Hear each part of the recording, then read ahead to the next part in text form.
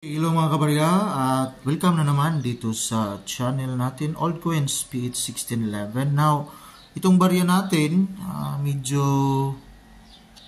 faded pero try natin i-angle yung mas klaro.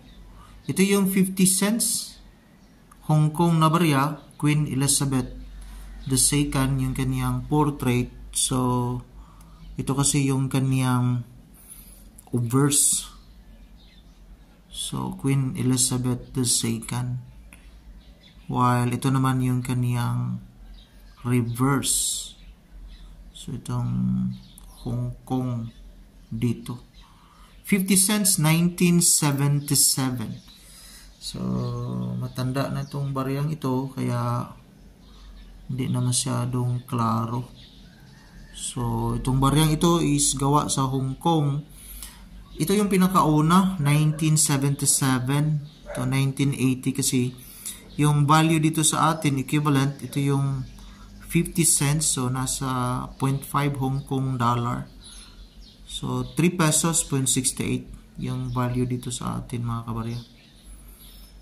Now, gawa ito sa nickel brass. So, may bigat na 4.9 grams. Diameter naman na is 22. Now, try natin tingnan yung 1977 dito sa source natin. So, inlatnomista.com. So, nasa 7 pesos. Yung kaniyang uncirculated nasa 59 mga kabarya. So, nasa 60 million example yung na-produce sa ganitong klaseng barya. Na may nakita tayo dito, i-share ko lang sa inyo dito kay eBay. So almost uncirculated yung barya niya.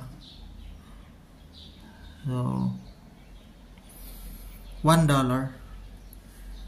US dollar po yan. So maganda kasi yung barya niya dito, Queen Elizabeth II. Yun, tingnan natin, maganda. Ito yung kaniyang reverse. So, again, nasa selling value na $1. While another source naman tayo, try natin tingnan. 4 days ago, may seller din dito. 1979 nga lang yung barya niya. Pero dalawa yung barya niya, 1977. Ito yung 1977.